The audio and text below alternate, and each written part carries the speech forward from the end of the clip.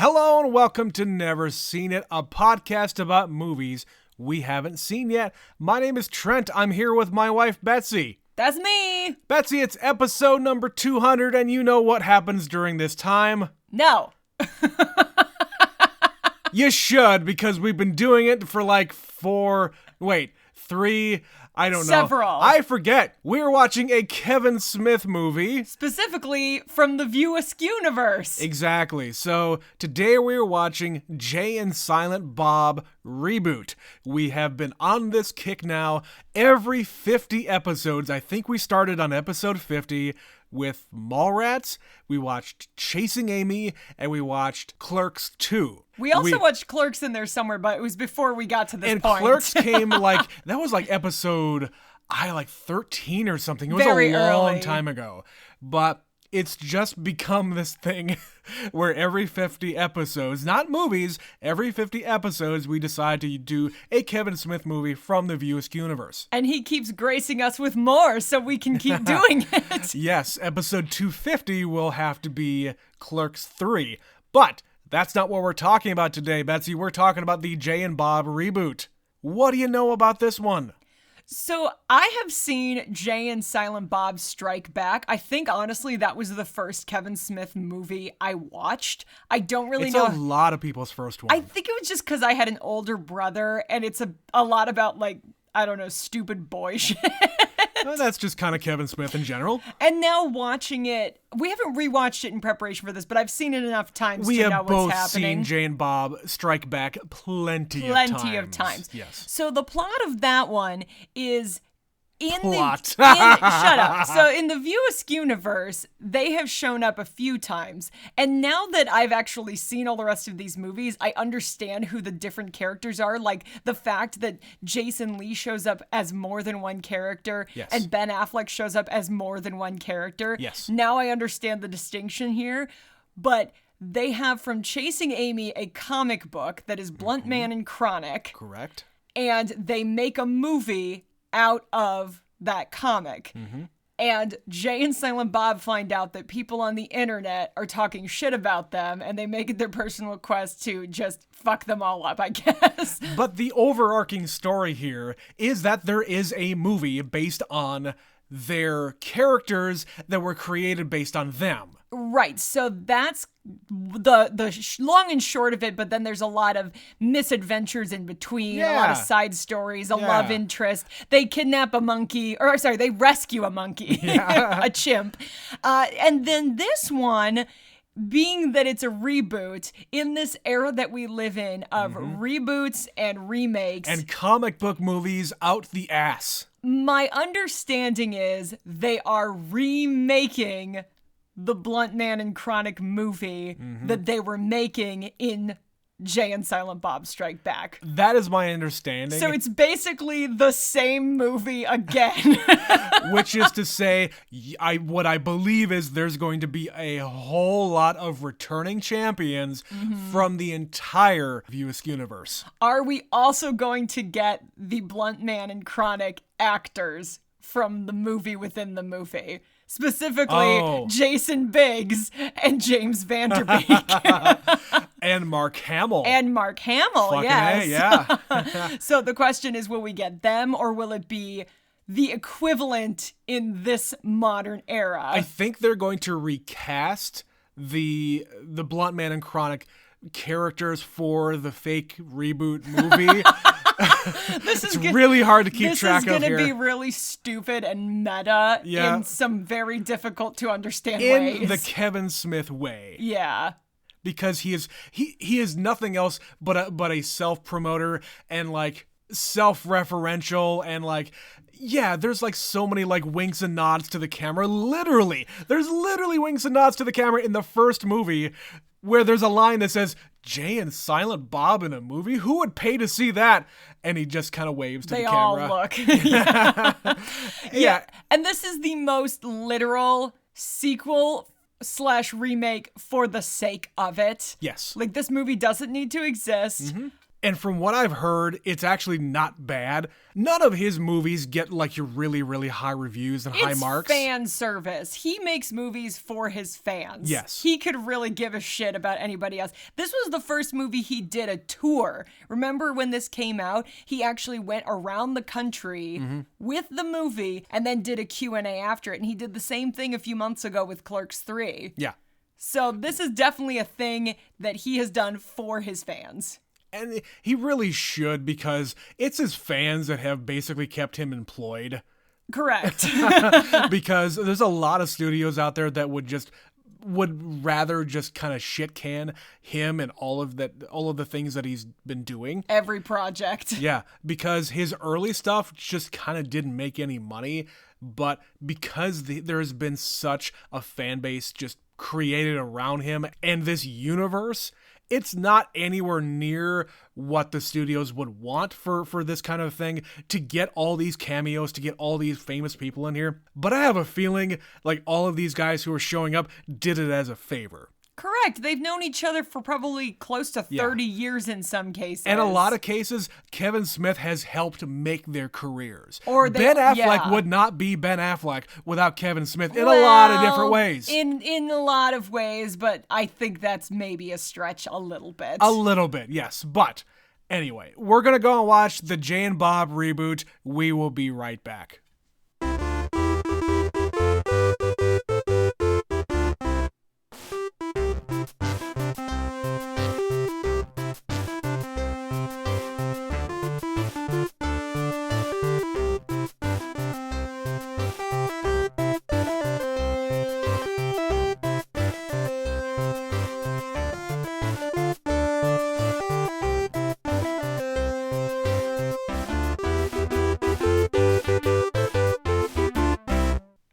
Back. That was the Jay and Silent Bob reboot. Betsy, what did you think of that one? That was exactly as expected. Yeah. But also in a lot of ways completely opposite of what I expected. It was just the best. It was really fun. And it was a grown-up version of a Kevin Smith movie.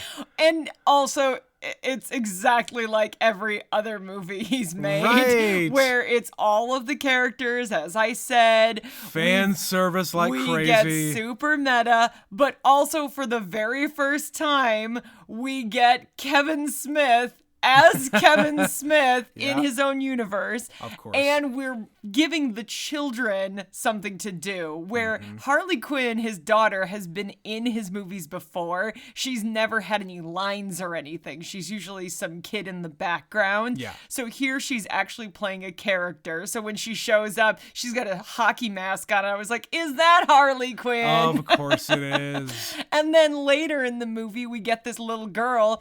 And you said, whose daughter is that? And I said, well, it could be Jason's daughter. It could be this person's daughter. And it was Jason Mewes' little girl. Yeah. So yeah, this is a whole family affair. And the whole plot of the movie, or a major part of the plot, is that Jay sees Justice, his girlfriend from Jay and Silent Bob Strike Back / International Jewel Thief. When last we saw her, she was going to prison. Yes. And they, unbeknownst to him, had a love child. So she has an 18-year-old daughter named Millennium Falcon that he has never known about. So it's all about him getting to know his child. Yeah, and like I said, it is very much a grown-up version of one of these movies, in that these guys in real life have matured and grown up, as it were.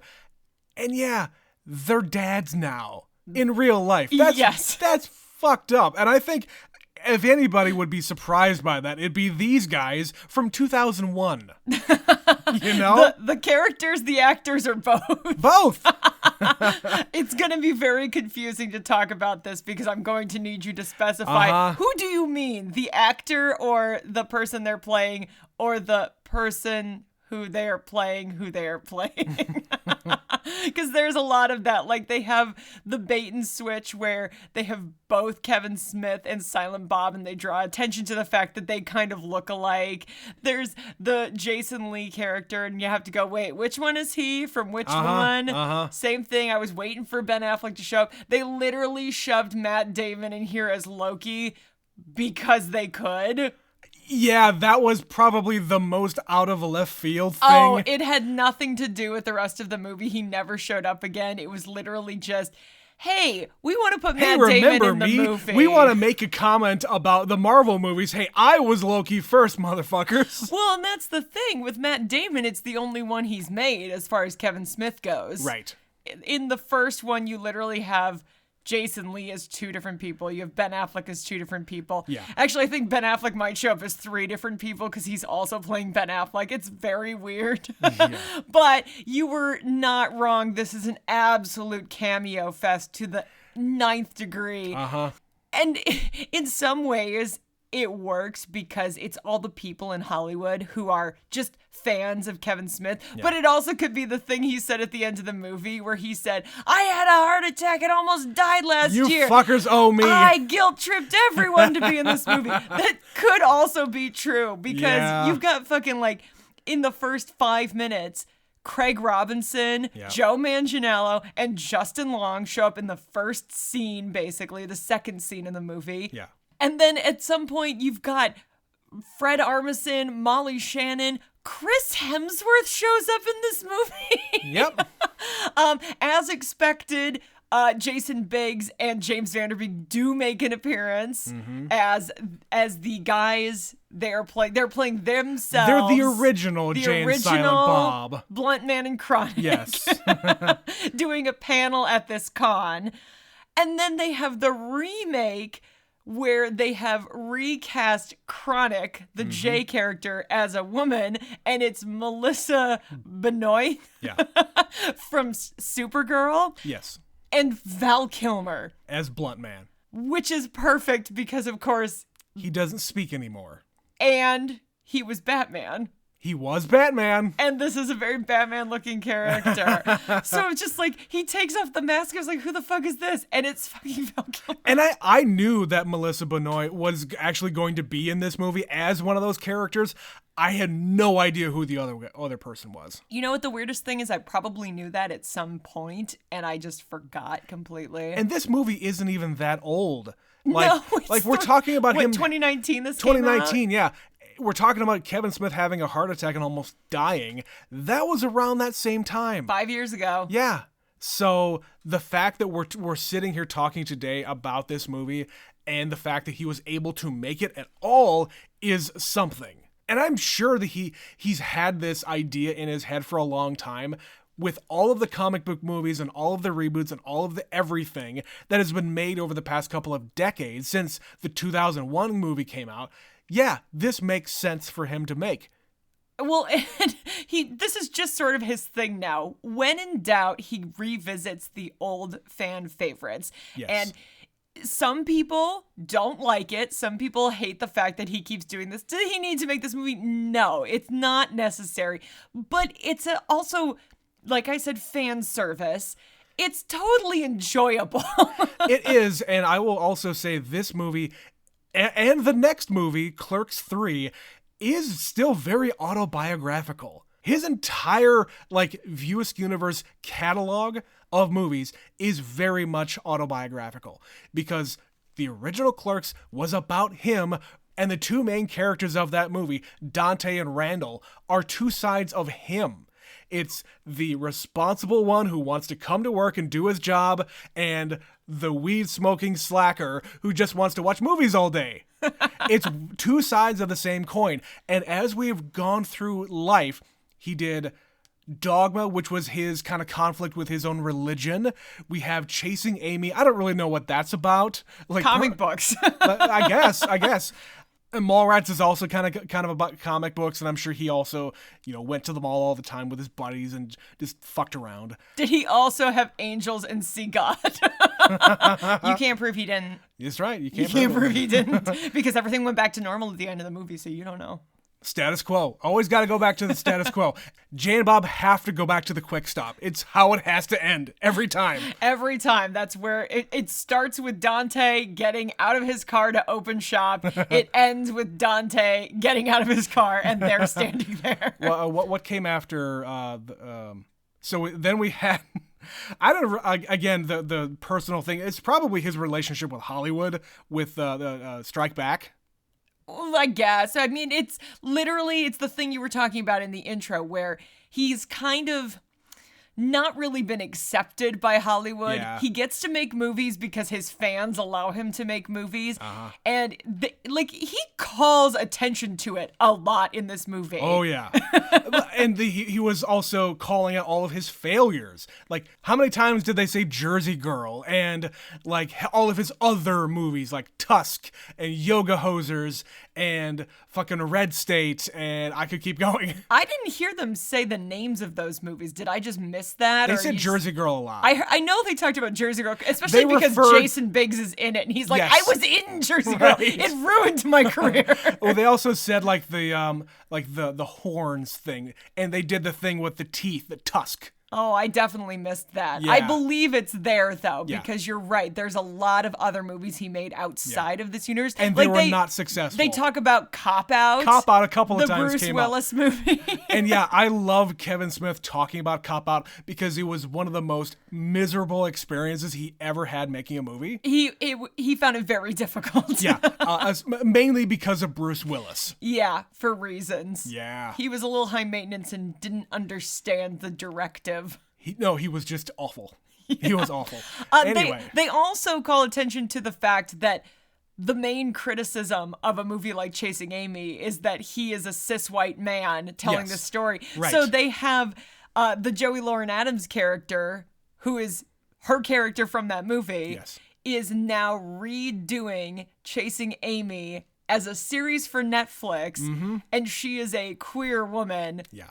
Which makes more sense for her to tell it than he, a cis white man. Yes. So they literally have dialogue where he's kind of apologizing for his past. Sure. Not even mistakes per se, but in the 90s, he was going to get away with it and he wouldn't get away with it now. Yeah, and we covered Chasing Amy on the podcast, and I think for the time in like 1997, I think he treated it with enough care for that time. Now, it's his own thing. They let him do it. I'm not going to blame him for that. And we're not going to rehash. It was a different time. We're not going to rehash a Chasing Amy here. But I think of the time, he did it justice. That story anyway.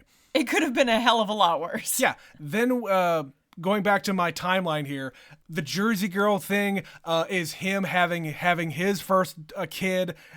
And I think it's Clerks 2 after that, which... it's him kind of moving on and like going back to his roots. And that's kind of where we've hung out for a while. Yeah, he's been doing nothing but these sequels. He did Clerks 2.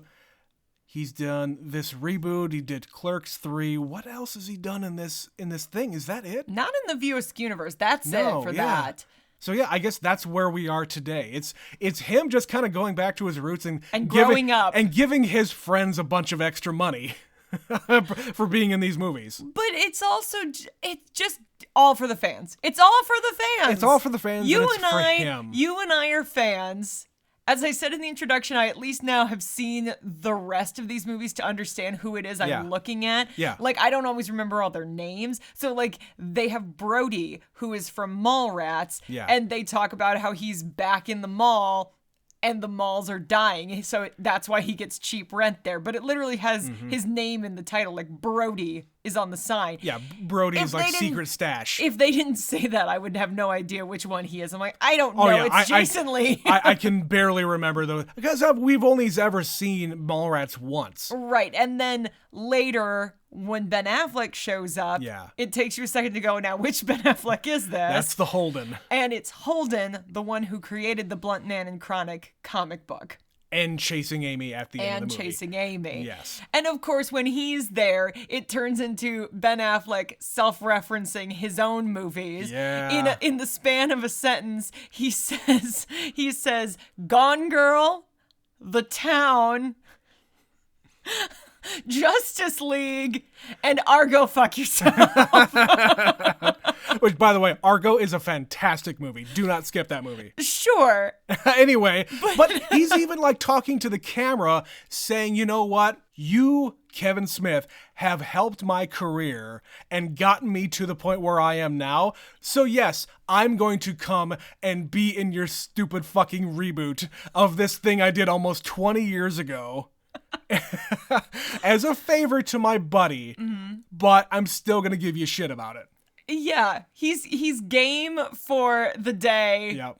He comes, he does his thing, and I'm going to promote my own shit, and you are going to compliment me on being the Batman. He also is talking about Batman. Like, he makes he's making a reference about how you grow up and you're not the Batman anymore. Instead, you're Thomas Wayne. And I'm just like, really? Really? We're going to talk. Okay. Well, it's a callback to, oh man, Ben Affleck was the bomb in Phantoms. But no, now it's Ben Affleck as the bomb as Batman. Yes, this just the whole movie. This is it. This is the whole thing. Movie. And you know what? I loved it. I had such a good time. My face still hurts from laughing so hard. There's so many different references and just stupid shit. Sometimes I just like to see how much he can get away with. Like how much he can manage to cram in the hour 45 minutes that he has allotted for himself. And this thing was packed. Oh yeah, it doesn't stop. Even through the credits, there's all this extra footage in the credits. And there's a lot of people who we haven't even brought up yet who were in Jay and Silent Bob Strike Back that you had to kind of go, oh, it's him. Oh, it's they were in that one. They were in that one. Because I don't remember everybody, but you're right. Like Diedrich Bader shows up and you just see the back of his head and it's a security guard. Yeah. But he's talking and you know his voice. Uh-huh. So he was on the Hollywood lot, wasn't he? Yes, he was the one chasing him around trying to catch him. Okay, when they actually get to the set. Yes. But then there's the kids, they're selling him weed. What was that about? They're from the very, very first scene in one of the movies. I can't remember if it was Strike Back or if it was something else. It had to be. But he goes up to him and they say, it might have been Clerks 2, where they go up to him at the beginning of the movie and they try to buy weed off of him, and Jay is clean. He just got out of rehab. I think that's Clerks 2. That has to be Clerks 2 then. Yeah. But anyway, those kids are from that movie. There's also the PA, the production assistant in this movie, where he's got like kind of like big curly white hair. Yeah. He was in Strike Back as Chris Rock's PA. Oh, Lord. Oh, I forgot Chris Rock was in that. He was the director. Yes, he was. I was hoping they were going to be able to get Mark Hamill as Cockknocker again. Sadly, they did not. They didn't. You cut off the clip right before he shows up. There's like a fist punches through a wall. Yeah. So it's possible he might have been trying to get him or somebody else, or they just decided, no, he is Cockknocker. We cannot recast him. Yeah. Leave it alone. Yeah. But this whole movie just starts. It is exactly what you expect it to be. You have Jason Lee's character there to explain to them how everything in the entire world works because they live under a rock. Mm-hmm. And by a rock, I mean the Quick Stop. And they make it their mission to go to Hollywood and stop this movie from being made. But then by the end, they're like, this is the greatest movie ever. And they just let it be because they find out the moral of the story is the friends they made along the way. Yeah, and he has the line about, I don't care if I lose my name. The only thing I need to be called from now on is Dad. Mm. And you know what? Let's just talk about that because, damn it, there's some really sweet scenes in this movie.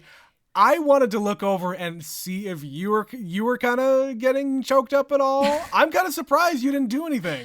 Kevin Smith does have a good amount of heart. Mm-hmm. Especially in these later movies, I'm finding like the earlier ones are all just fun and stupid. Yeah, there's some sentiment added in. But here. he has definitely gotten more sentimental as he has gotten older. Yeah. And especially, there's 2 movies now that we have watched where he's dealing with somebody becoming a father. Yes. Like that, and friendship and things of that sort. So no, I wasn't getting like super, super choked up, but I was just like, oh, that's nice. Yeah. That's sweet. Yeah. Because Jay is a foul-mouthed pothead And that is... Recovering pothead. Well... He doesn't smoke in this movie. I guess they do not show him smoking in this movie. They give him the edible. No, he does in the Uber thing, in their ride share. Okay, I guess he does. He is smoking there. All right. And then he has the edible. You're right. But okay. I think that's the only scene, because I know Jason Mewes is well recovered now. He is years into his recovery. Yes. But he has new teeth, and that was the most distracting thing to me. Yeah. They're beautiful, but he looks very different. He does, and you know what? That's just what happens. That's what happens. He's still here to tell the tale, and that's half the battle. Yeah. And you know what? He even got in some like real acting chops here. Yeah. I was impressed by the end of it. I mean, like him like having the scene with Harley Quinn and like almost getting teared up there and saying, your dad really missed out on something. That almost got me. Well, and of course, you have to think about contextually, Kevin Smith and Jason Mewes have known each other for 30 plus years. Yeah. And he's known this kid her entire life. Yes. So acting opposite anybody, this is going to be the person that it is the easiest for him to show affection and emotion. You're right. And tap into that. And by the presence of his daughter here, she's very young. This is a new experience for him to be a dad. Yes. So again, tapping into some real world emotions. Mm-hmm. But you're right. He doesn't know how to be a dad because his dad wasn't there. And he gets a pep talk from Method Man and Redman. Oh my God. Betsy, you've never seen How High. I've never seen How High, but I do seem to recall a certain song from Jay and Silent Bob Strike Back. Is that not somehow related to them? I don't think so, but I'm just going to talk about that movie for just a very quick bit. I like that movie. It's funny. It's not a good movie. I like that even they're self-referential, though. Oh, yeah. They're like, I told you it would age like a fine wine. It's like, no, the movie that we were in, How High? No, that movie is not. No, you should not model your entire life on that movie. No, that movie is funny for a stoner comedy. Eventually, we will watch it for the show. Oh, lucky me. I'm such a lucky girl. You are. Yeah, and yeah, that's all I got to say about that. But the fact that they got Method Man and Redman in this movie as everybody else, I think the only other person we haven't mentioned is Kate Micucci. Oh yeah, she and his wife, Kevin. Yes, Kevin Smith's wife shows up as Kate Micucci's boss. When they go to the Chicago movies, the worker there is Kate Micucci. She is one half of Garfunkel and Oates that sings like parody songs and whatnot. Not parody songs, but like funny songs. Oh, they're original songs, but they're original. Funny. Go look up Garfunkel and Oates. You'll have a great time. They have their own TV show, or at least they did. They used to a long time ago. They've got like 3 or 4 albums too. I love it. I think they're all on Amazon. Anyway, go look up Garfunkel and Oates. They're great. But yeah, then his wife shows up as her manager. Yeah, Jennifer Schwalbach is her name. Has her way with Silent Bob in the bathroom. Again, I think this is just Kevin Smith having fun with whoever he can have on set. And I think his wife has been in at least 3 or 4 of his movies that I can remember. I know she's in Jersey Girl. I know she's in Clerks 2. She's in Strike Back. And I'm sure she's in Clerks 3. I should think she is. Well, she was actually a character in Clerks 2. Yeah, she's the fiance, isn't she? She was the fiance, yeah. So who knows? Maybe she'll show up, maybe she won't. Who cares? Maybe a flashback. But I just want to kind of go through the bits that we haven't mentioned yet. This has all been just off the top of our heads here. We start off the movie with RST Video, the store next to the Quick Stop, being rebranded as Cocksmoker, as in chicken sandwiches. It's a chicken sandwich joint. Sandwich joint. Yeah. And outside, to replace the RST Video, is a red box. Correct. Because that's all you really need nowadays. I like that it's outside because they couldn't find a place inside. Well, they could put the red box in the Quick Stop. Apparently. Well, there's red boxes around here that are Most outside. Most of them are outside, yes. Yeah. But there's also a lot in, like, the entrance. Yeah, we have one right on the corner. There's actually two of them. There's one. No, I was in that store the other day. One of them's gone. What? Yeah, the one in the grocery store, it's not there anymore. Oh, shit. They took it out. Damn it. Just now it's on the opposite corner. Anyway. We're down to one. Enough about our neighborhood. But yeah, just the fact that a Redbox can replace an entire video rental store like that. Yep. That's kind of why they went away. Netflix and Redbox. That's all it took. Anyway, cock smokers. So Dante goes to work. The fucking police show up. He gets arrested. The SWAT team. He says the line, "I'm not even supposed to be here today."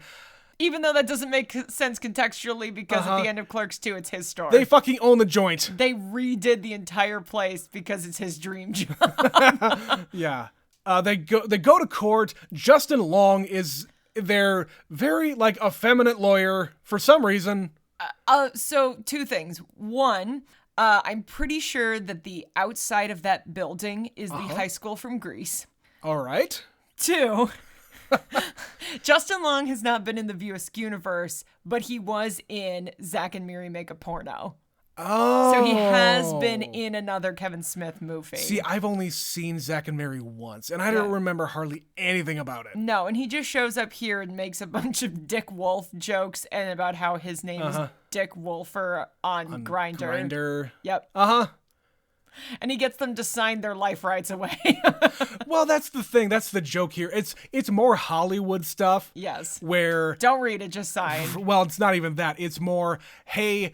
You sign this thing, I'm going to represent you and get you off on this charge, but then I'm going to walk over here and say, well, these guys just signed a release saying that Saban Entertainment, which is the company who owns the Power Rangers. True. It's very remember. true.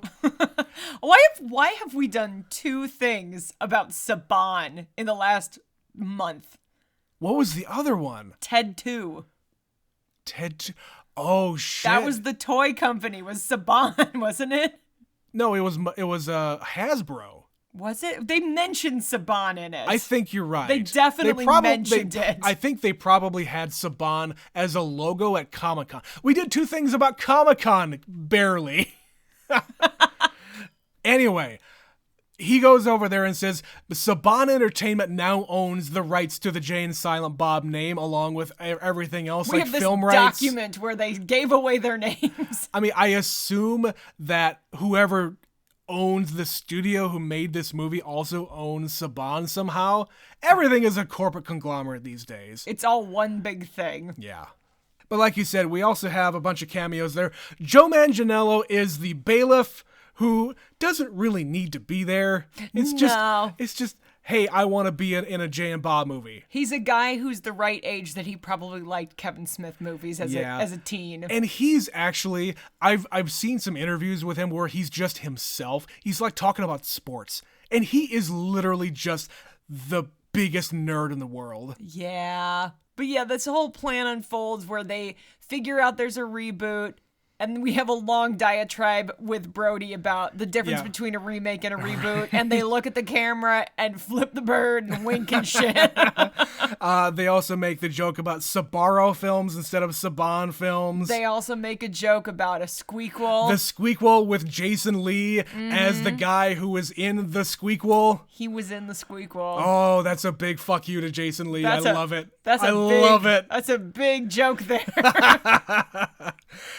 And the fact that they announced that Kevin Smith is directing the reboot. They decide to go, but they can't get on a plane because they're on the no-fly list. Because if you remember, in the first Jay and Silent Bob movie, they were involved with a terrorist organization known as the Clit. The Clit! So they're on a no-fly list, so they can't fly. Well, at least they can't fly Southwest. Southwest Airlines for $3.37 a piece. So instead, they download the Ride Me Now app to get a ride to Hollywood. And Fred Armisen is the driver, and they nickname him Merkin.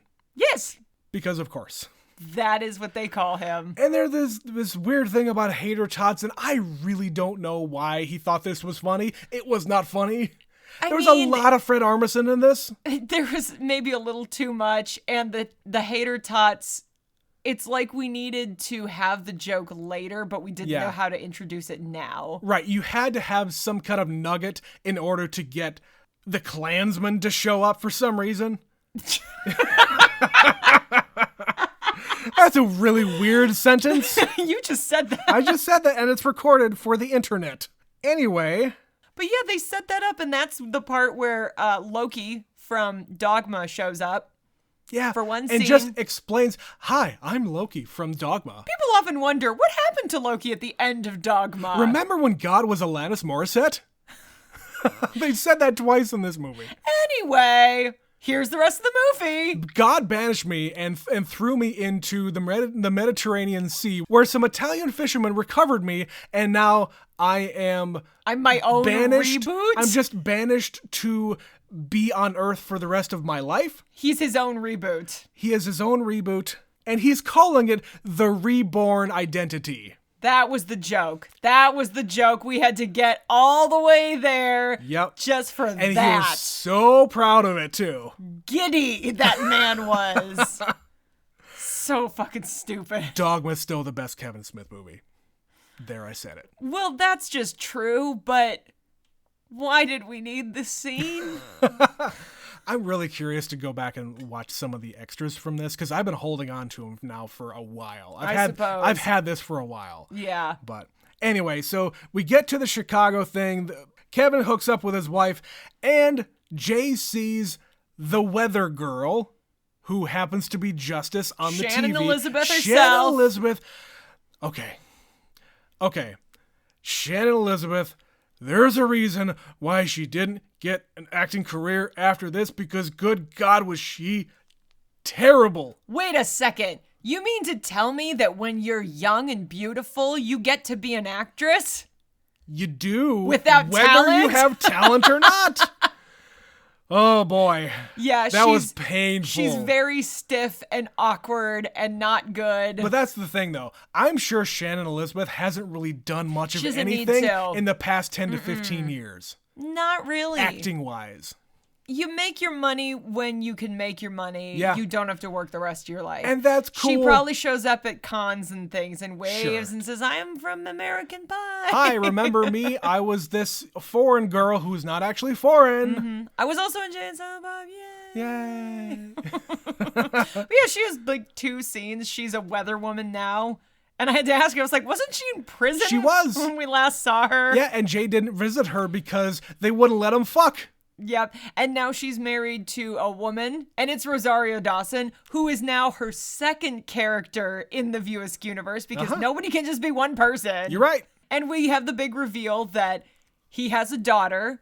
Her name is Millennium Falcon. Everyone calls her Millie. Yep. And she also has a hetero life partner who is deaf, but speaks when she needs to. Right. Much like actual, Silent Bob isn't deaf. He just chooses not to speak. Yeah, he's just silent.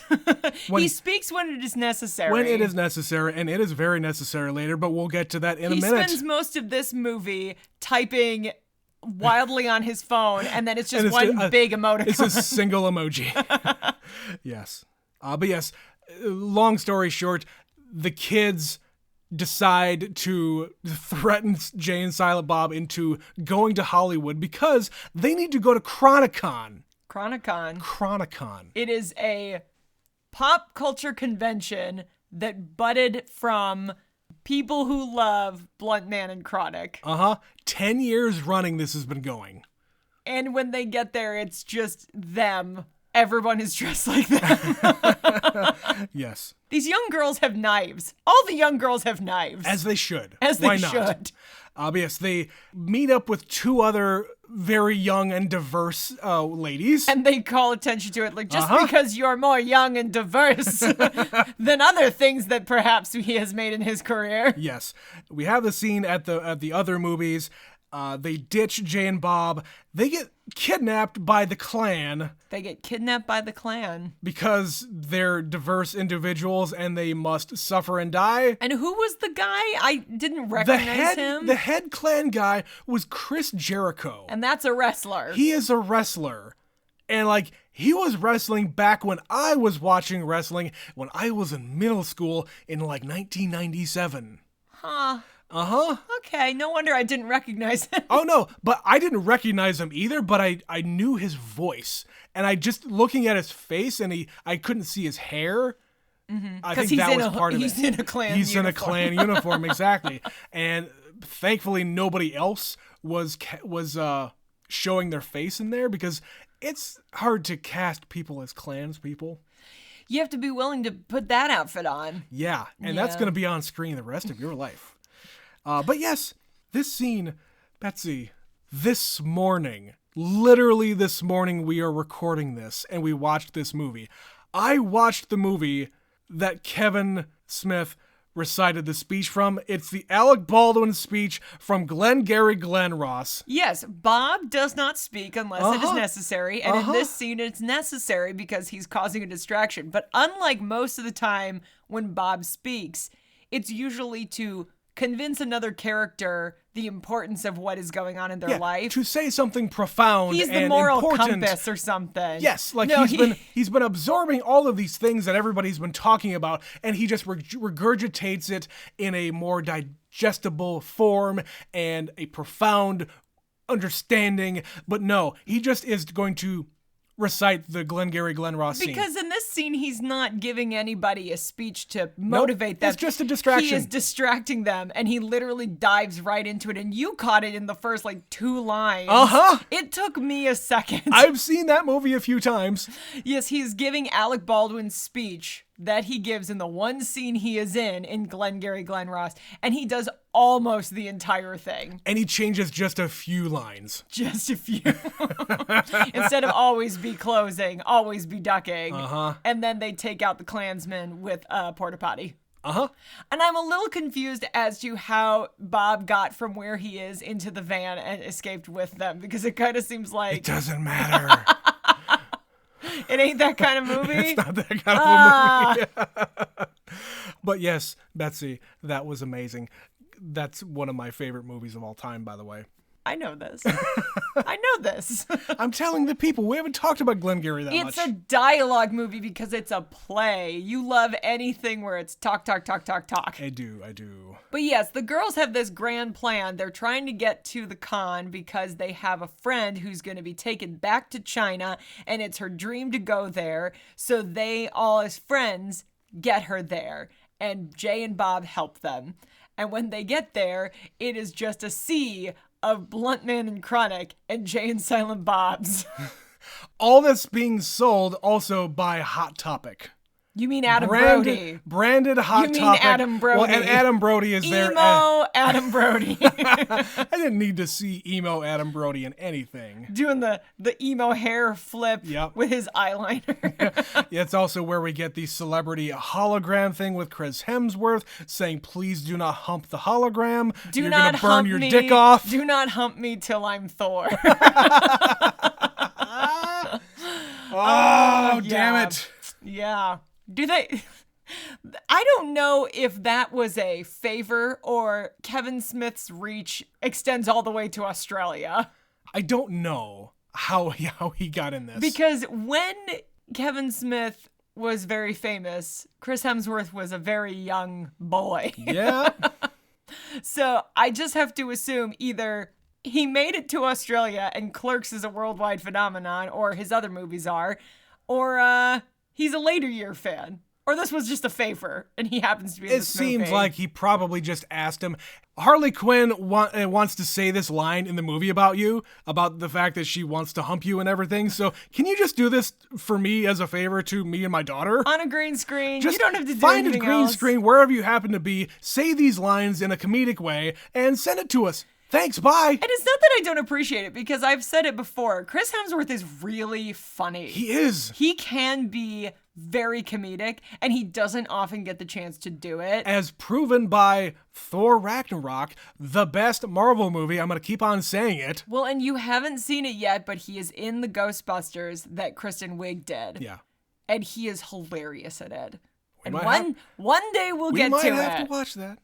And then, of course, they decide just throw their plans out the window because being a dad is more important. Yeah, we've already kind of talked about They're not going to stop the movie. Yeah. Tommy Chong shows up. Yeah. There's a big fight The girl who was going to go back to China is actually a Russian agent. With a terrible accent. Yes, and she was wearing a catsuit. Jay called it. Yep. He was correct. Yep. And then there's just this very silly scene where Bob and Kevin Smith switch places. Uh-huh. He puts on an Iron Man suit. He's Iron Bob. And I love the line that Kevin Smith says as he's coming out, referring to what Chris Rock said in the 2001 movie, saying, George Lucas gonna sue somebody. And in this one, he says, Marvel's gonna sue somebody. I didn't get that line. Uh-huh. There you go. Yep. Yeah, and so then it's just like, that guy punches this dude and this happens and it's just a bunch of bullshit. It's a big fight scene. And then it's just Kevin Smith smoking a joint saying, you know, if this were a movie, this is what would happen. Yeah, we get this moment. This is the third act. All the main characters are here. And now we get the denouement. We're going to get the emotional denouement, and then we're going to fade out and go to the quick stop. And then it just ends. And it just ends. We have the one scene of them sitting in front of the quick stop. They have their coffee and their conversation. Learning how to be dad and daughter. Yeah. And they have the reveal that for 20 years they've been shoving gum in that lock. Them. Every night before he gets here, we put gum in that lock. Yeah. I think this is maybe even a joke he has like addressed at Q&As. Like people ask them whenever they do like a panel with the Clerks cast, and they've done a lot of them. They did one in this movie and they were all in black and white. I know! That was a funny little touch. And they had the comic book men and they had all of his buddies from every project he's ever done. But yeah, during one of those panels, somebody asks the question, so who's putting the gum in the locks? Is it Jay? Is it one of the other people? And it's just, no, it's what happens. It's a vandal. Who the fuck cares? Don't ask me this stupid question. Fine, this is the answer. Here it is. Shut the fuck up. All right, you fucking nerds. Here's your answer. Anyway, that's the end of the movie, Betsy. I really, really enjoyed it. I had a great time. This one, like Strike Back, is just a bunch of nonsense. Yeah. And if you like nonsense, it's really fun. Like, I was able to enjoy Jay and Silent Bob Strike Back not knowing a fucking thing about any other Kevin Smith movie. You really didn't need to know anything. I had not seen a single one. I had not seen Dogma even at that point. Yeah. And I watched it. I was like, this movie is fucking stupid, but I'm having a good time. Yeah. This is the same thing. I think if you've never watched any of his movies, there are going to be parts of it that are somewhat incoherent. Oh, yeah, because all you're going to see is, hey, here's this other famous person who seems to be somebody that they know. Okay, fine. Right. You don't need to know all the history, but if you do, it's that much sweeter. I do enjoy the through line where at the end of the movie, Jay is telling his daughter about all their adventures, and he literally explains how they met God, and she looks like Alanis Morissette. Yep. He remembers all of the events of all of the movies. Of course. And he's explaining them to her. Like, that all really happened to these two guys and these two specific versions of these guys. And I love that. I know it doesn't make any sense. It's not some multiverse shit. They are the same two dudes in every movie. Yeah, and they keep on talking about the fact that Jay looks old. And, you know, I think Jay is actually older than Kevin. A little bit, but not like a lot. Not by a lot, no. Mostly it's just, these guys have been doing this for a long time. Yeah, they are over 50? Probably. I think they're over 50 by now. I would think so. Yeah. I mean, if you think about like Ben Affleck, he's certainly in that neighborhood. Yeah. And Ben Affleck has aged. They've all aged. I know. It's mostly just, they don't look old by themselves. They just look old when they're in the costumes. Because you're used to a certain visage of Jay and Silent Bob. When, like, Kevin Smith on stage, that's how I know Kevin Smith these days. It's him gesticulating and just being very excited about everything he's talking about in his jorts. He's a jort enthusiast, Trent, and proud of it. And hockey jersey. Yeah. He also, like, I think he even premiered his own hockey jersey in this movie. Oh, Lord. Is that the IMDb thing?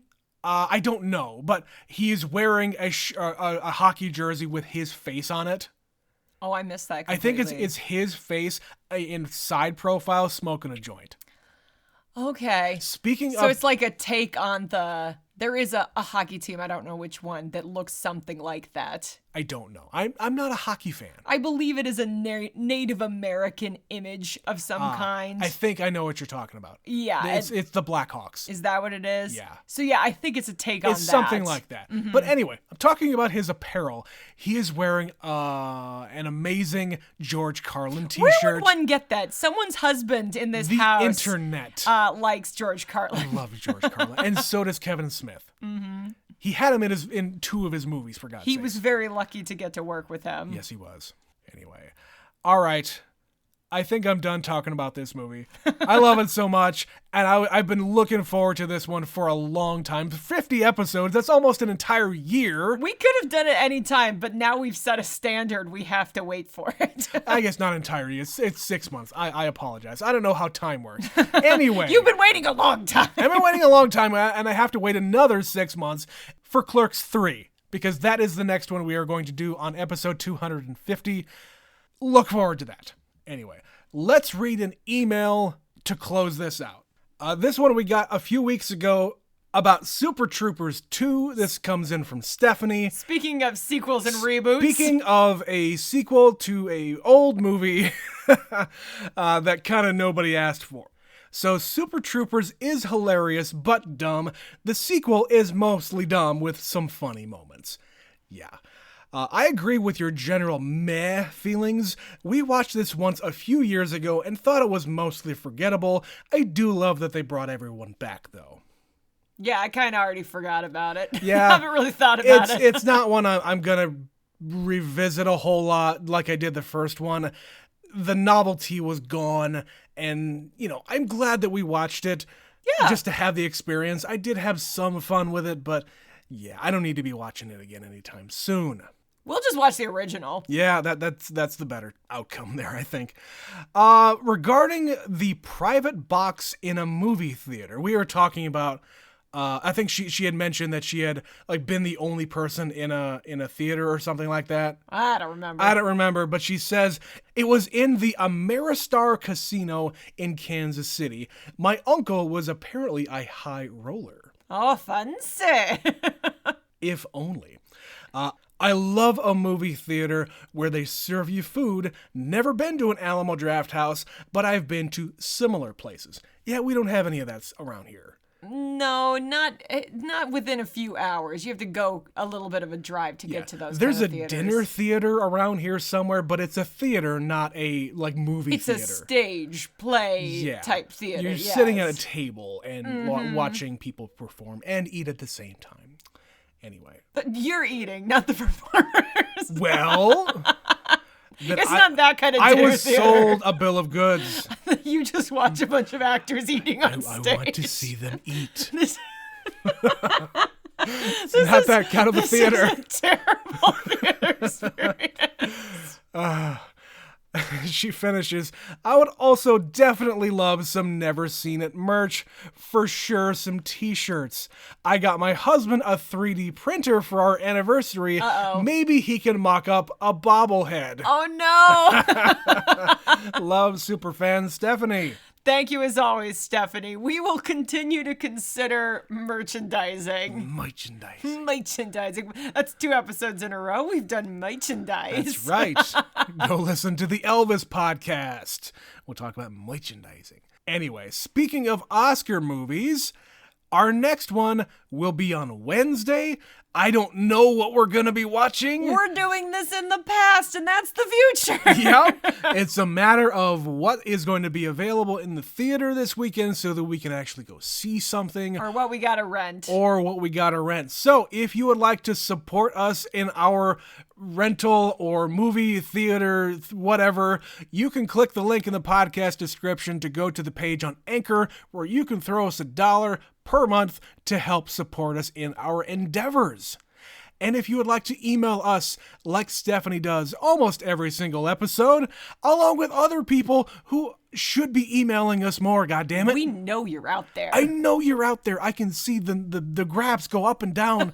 It's incredible. Someone's listening. I know you're out there. Please email us, even if you think, oh, they're not going to read my email. We will read your email. You can be anonymous. We're open. You can be anonymous. I don't care. Just please email us. We will love you forever. The email address is neverseenitpod@gmail.com.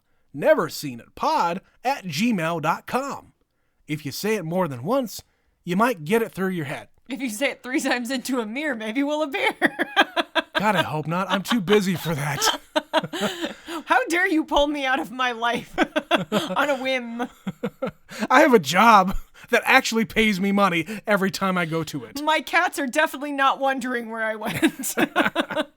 Anyway, if you would like to also follow us on the socials, we have Facebook and Instagram and Twitter. Click the links in the podcast description there for those. I'm not going to read them off anymore because you're all adults, I hope.